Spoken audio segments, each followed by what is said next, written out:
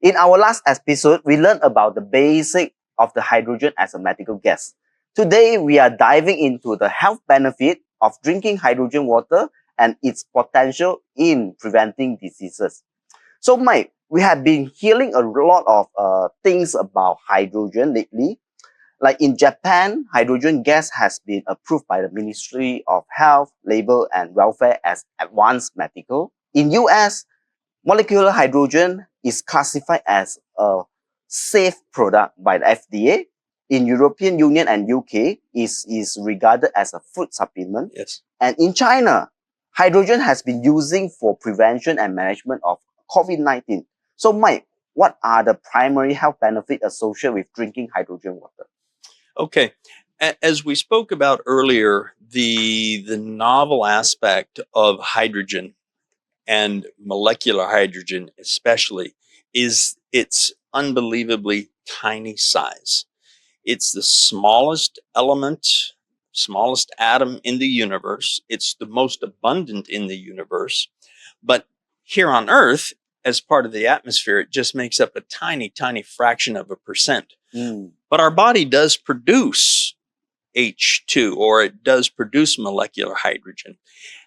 However, one of the things that we are learning is that by taking supplemental molecular hydrogen, we can ameliorate or help to benefit, as I mentioned earlier, every organ in the human body.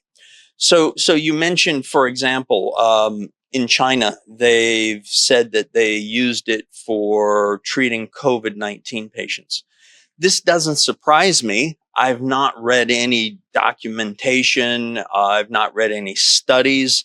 But when you consider that COVID was primarily a pulmonary or a lung disease, it makes sense that breathing in hydrogen, molecular hydrogen gas, neutralizing the free radicals, helping to calm down the inflammation, it makes sense that this would be something that they would use. Japan has been a leader in the world as far as research of hydrogen gas or molecular hydrogen. So again, those things don't surprise me at all. As you mentioned, in the US and Canada, it's something that's called GRAS. And correct. GRAS is generally recognized as safe. And what they've shown is that you can't over ingest, if you will, because if you have too much molecular hydrogen, it just turns to water and it's excreted naturally.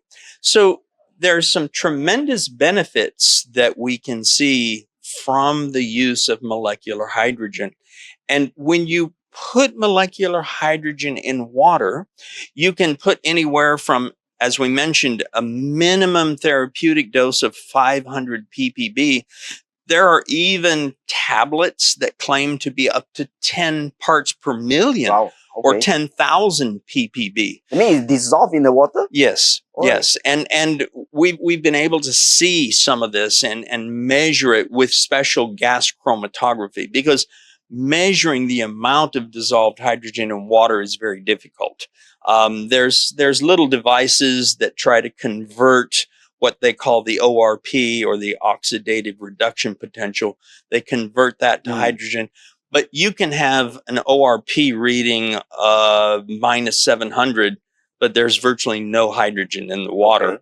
And conversely, you can have hydrogen in the water, but a very low ORP reading. So they don't correlate 100%, but there is a way to measure the amount of dissolved hydrogen in the water.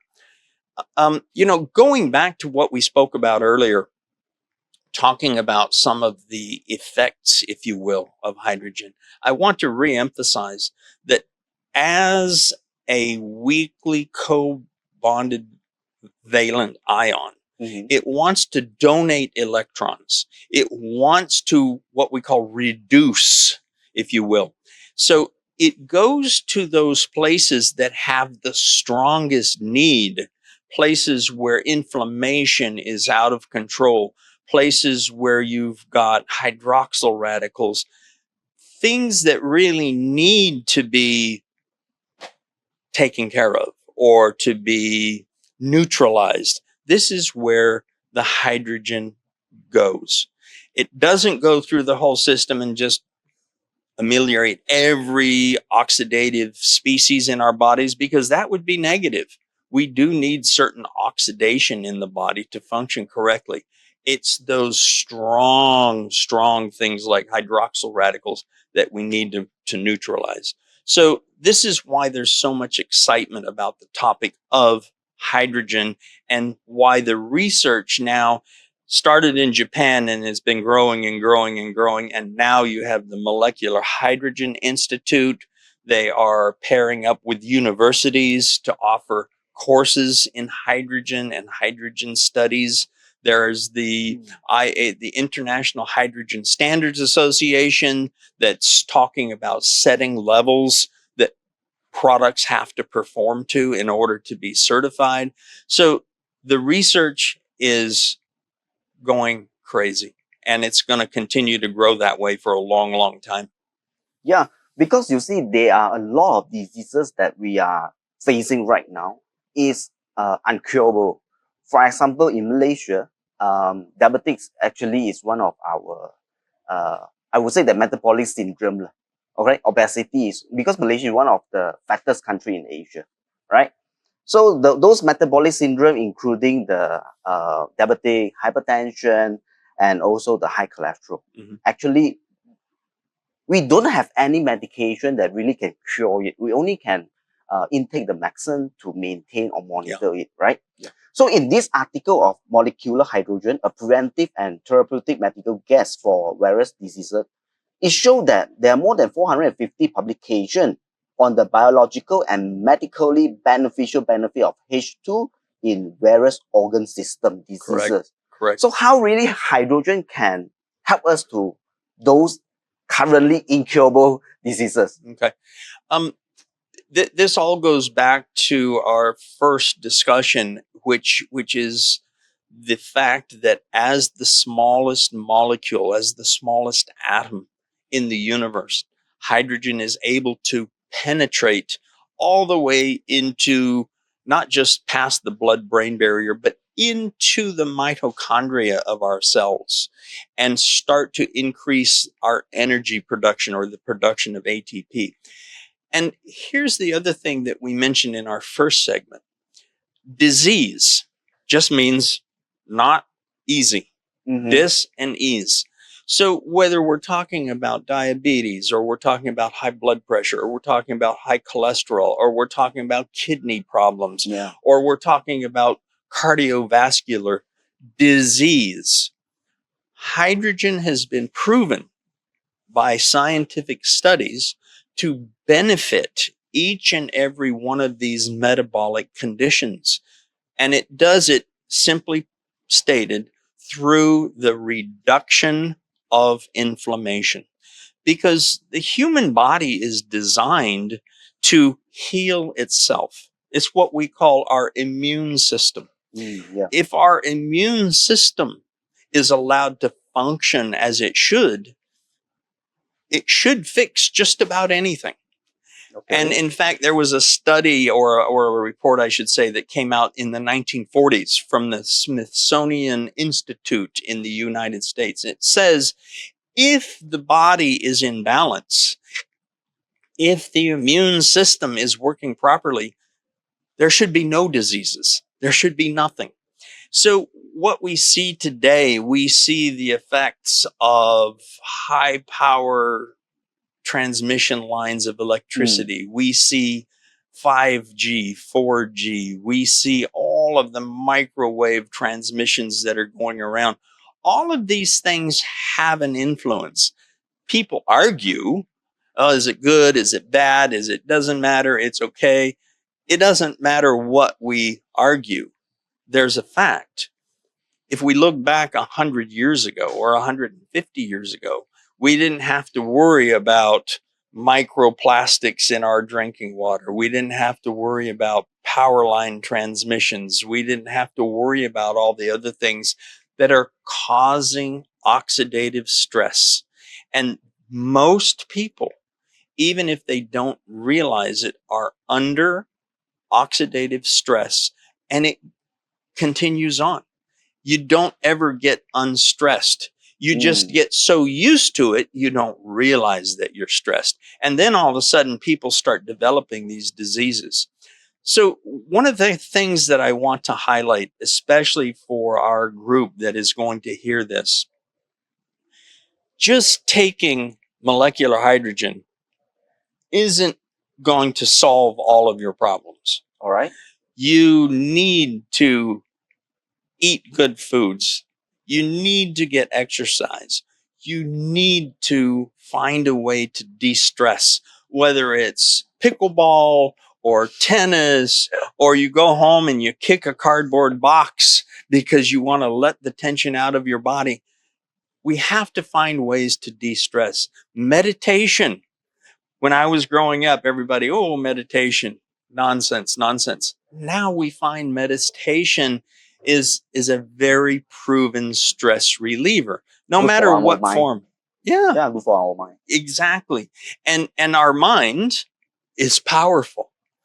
If we think that we're getting better and we're eating healthier and we're getting more exercise, just the power of thought is tremendous, but you have to take action. So one of the things that we talk to people about, by using the Hydromi machine, you don't have microplastics. You don't have the hormone chemical disruptors that are in drinking water everywhere. You don't have the heavy metals.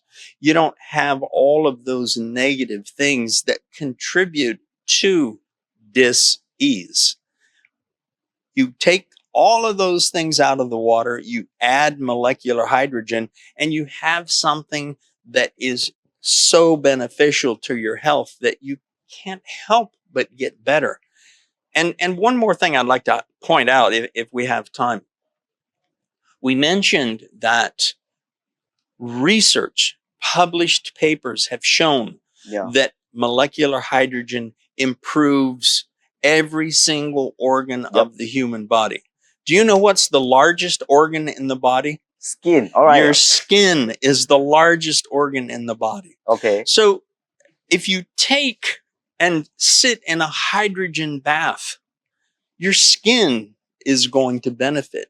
Oh. If you inhale hydrogen gas, your lungs are going to benefit, and it perfuses quickly through that blood-brain barrier that we spoke of. So when we talk about various forms of hydrogen, we want to be clear that it doesn't matter necessarily what form you take it in, as long as you know what it is you're trying to do, as long as you're working with something that is entirely safe, recognized as safe everywhere, and if it's in water, so easy to consume. Yeah, just now you mentioned about 500 part per billion, 500 ppb. So actually, how much of water should we drink? I mean, hydrogen water should we drink daily? Is there any limit? There's no limit. When I say there's no limit, of course, there's something called hyponatremia. And that's people who drink literally 30, 40 liters of water in one day. Wow. Okay. That can kill you because it throws your body chemistry totally out of balance. But when I say that there's no limit, I mean, the hydrogen that's in a glass of water is beneficial. It's not detrimental. As we mentioned earlier, if by some chance, fortunately, you get a little too much hydrogen in your body, it converts to water and it's gone. So there's no negative effects or what we call contraindications. And this is why anybody, sick people, babies, pregnant mothers, athletes have been proven to benefit from hydrogen water because it helps with recovery. It helps with endurance. It helps to alleviate what we call the lactose burn, if you've ever done any extreme sports.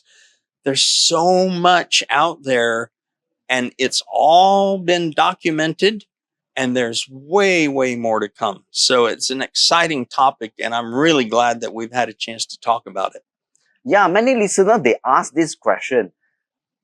Water itself is H2O, right? Then why we need to add on extra hydrogen in it? Is it drinking normal water has the same benefit as hydrogen? No, and this is a common myth in the sense that some people say, "Oh, you can drink filtered water and it's the same benefit as hydrogen," or you can. It doesn't matter. Remember, water is H2O.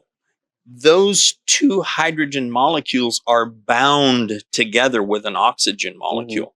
So there's no free hydrogen per se in a typical glass of water. The free hydrogen has to be produced. Again, we either produce it naturally in our bodies, or we take it in some supplemental form. We take it dissolved in a glass of water. We inhale it through a specific device. In a medical situation, you can inject hydrogen-rich saline into a body. There's lots of ways that you can take molecular hydrogen, but it doesn't come in filtered water. It doesn't come in these silly machines that people are pushing and telling everybody about. Just a small anecdote. This morning, I was doing some more research and I read about this hydrogen water bottle.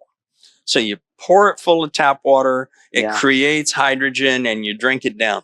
You know what they claimed? They claimed there's no microplastics. Okay. Huh? Where did they go? The hydrogen can't make them disappear. If there's microplastics in that water, and there's microplastics everywhere now, you're still drinking it. So they're making claims that are absolutely ridiculous. What about the heavy metals that might be in that tap water? Or what about the endocrine disrupting chemicals in the water?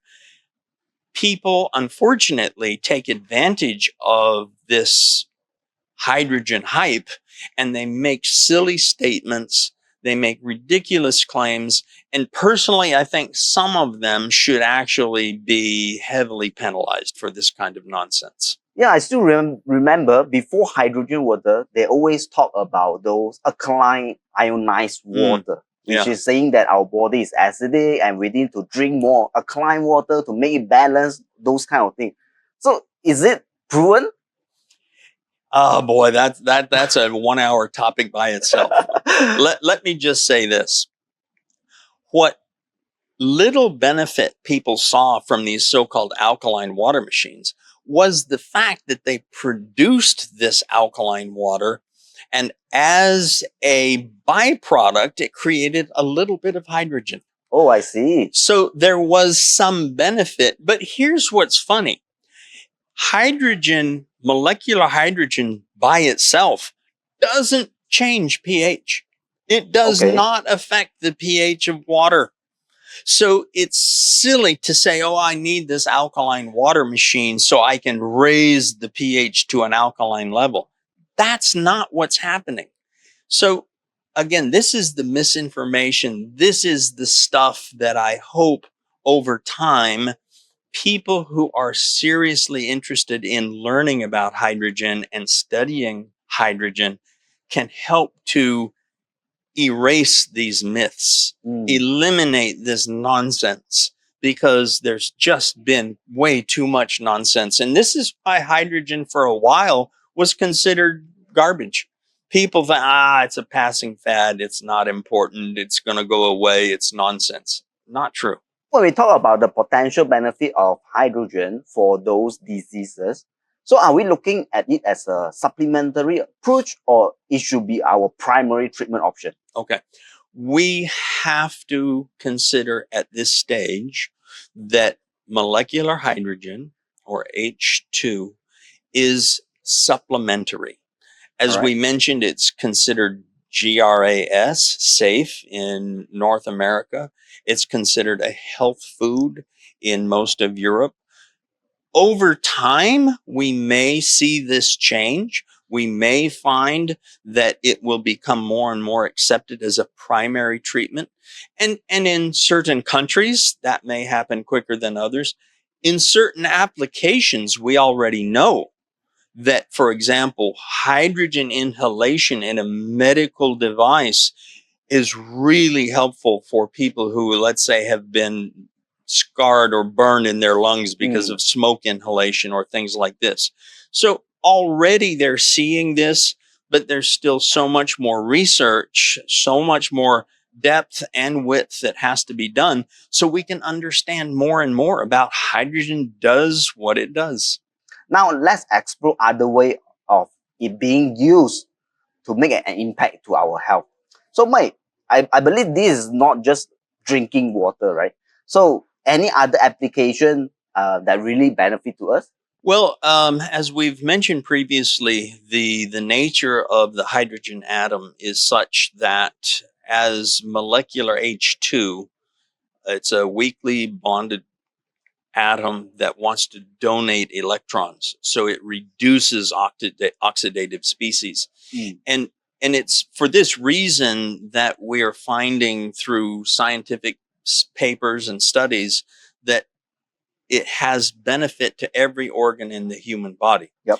And when you consider that, it makes sense that there's different ways to apply hydrogen or molecular hydrogen. So not only can you get it in drinking water through something like the Hydromi machine or a tablet if you live in a place where you can't get Hydromi, there's also inhaling hydrogen through either medical devices, and this is commonly used in medical settings where people who have very serious damage to their lungs, people who need real quick solutions to help them stay alive.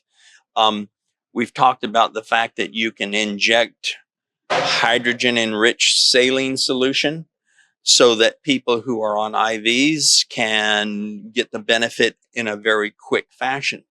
So we find that if you look around the world, and of course we're talking right now to the Elkin world, we're talking to the countries where Elkin has the Hydromi, where Elkin has the products that Elkin is famous for.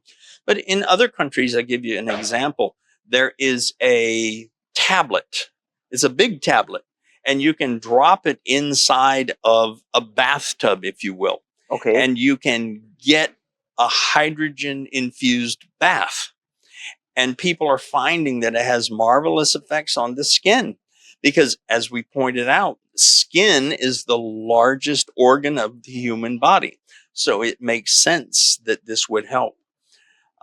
When we talk about what's happening in the world of research, we know that there are papers that are already published and research that's being done on cancer and molecular hydrogen.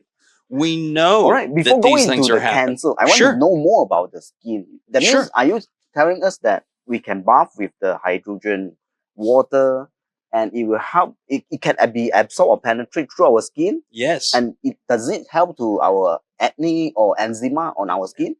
In fact, you can look around, as I said, in other countries where, and some of this is highly questionable. Some of it is, I think, founded in science, but there's now hydrogen masks. There are now hydrogen baths. I know in the US, hydrogen tablets for bathing are Yeah, they say that spraying. spraying hydrogen infused water. And it makes sense if you think about it, because that hydrogen gas is so small. If you spraying it, of course, some is going to gas off, but some is going to go into your skin and penetrate into the skin, into the blood vessels. It's going to go into your body because it's so tiny. It's kind of like, think about this. If you have a lot of mosquitoes, but you have a fence that's got holes this big, the mosquitoes are going to fly right through. Yeah. But if you're trying to keep out elephants, they're not going to fit through the hole. So hydrogen molecule, the atom, is so small that it just goes right into where it's needed. So people with skin problems, as I said, in certain countries, hydrogen baths are very common. Hydrogen misting on the face, hydrogen inhalation. And this is one of the things that people need to understand. If you have an acute problem. Mhm. Inhaling hydrogen is a very good way of getting a very high dose of hydrogen very quickly. So if you keep the percentage of hydrogen less than 4%, it's not flammable, it doesn't explode, you don't have to worry about it. But again, this is why people have to understand that hydrogen isn't just this new fad that nobody knows anything about or everybody knows everything about. Yeah. Nobody knows everything about hydrogen. Correct. Many listeners also ask this. You see, for a human, in order to survive, we need oxygen. Yep. So sometimes they say that, oh, we need to inhale hydrogen for our health. How is it happen? Actually, we need oxygen more than hydrogen. Well, and again, this is where people have to understand. If you talk about oxygen, the air that we breathe isn't just oxygen. It's Okay. oxygen, it's nitrogen, and it's other things in that atmosphere. So when you talk about the makeup of what we need to breathe, yes, it needs to be a certain percentage. And hydrogen is a very, very small percentage. Hydrogen, if I remember, is 0.0004% of our atmosphere. Is hardly anything there. Is it important? Yes. But is it absolutely necessary in the air that we breathe? Not really. Not in the sense that it has to be there, like we need to breathe every 5 minutes or we're going to die. The hydrogen, the maximum benefit is dose dependent, and it's also dependent, again, on what the situation is. Acute lung situations, breathing, inhaling hydrogen gas is very, very well supported with studies. For day-to-day consumption, hydrogen dissolved in water, very well supported in thousands of studies. So there's lots of different ways that hydrogen can help our bodies reach a maximum state of health so that we don't have that dis-ease anymore, so that we can take rid of the inflammation that is causing the disease, and that our immune system now has a chance to take over and do its job and help us to stay healthy and well the rest of our lives. So we know that hydrogen is really good for our health. So now we are looking into the future. So there are still a lot of diseases that are incurable currently, like our world number one killer, heart attack, those kind of stroke, and of course also cancer. So what do you think about this? I mean, in future, can hydrogen help on all these diseases? As we mentioned earlier, the thousands of scientific published studies already, the fact that hydrogen can help every single organ in the human body. And if you look at research, specific research, it's been shown that molecular hydrogen can help reduce high blood pressure. It can help reduce high cholesterol. It can help to reduce the chronic stressors that we face each and every day in the average human life. Most of us don't realize, A, that we are under chronic stress, and B, that we're usually dehydrated. We generally don't drink enough water. Most people don't realize they should be drinking more water. At the same time, people also need to understand, and it's getting more and more that people understand this, that it takes more than just a pill or a drug that's going to solve a problem. Lifestyle, healthy eating, healthy exercise, healthy thinking, so many things go into our human physiology, our body. And this is where, as we mentioned earlier, things like meditation, exercise, less junk food, less soda pop, less alcohol if you drink alcohol.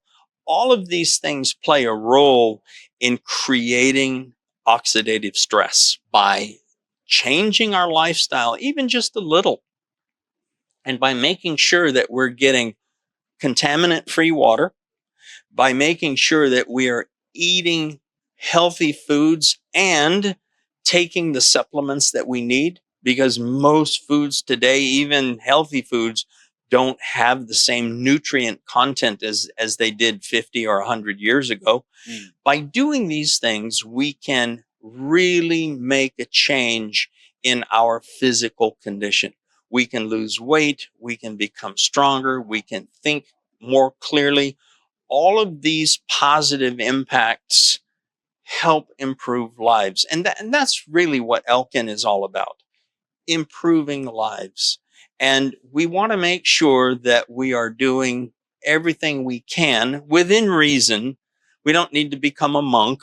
We don't need to go live on an island. If you want to, you can, but we don't need to necessarily to enjoy our lives. All right, Mike, I think it has been a pleasure of having you on the show. I think you have opened our eye to a vast potential of molecular hydrogen. It's clear that the hydrogen is more than just a element. Okay, I believe it is a powerful medical gas for better health. All right. Once again, thank you, Mike, for your knowledge and patience that sharing with us today.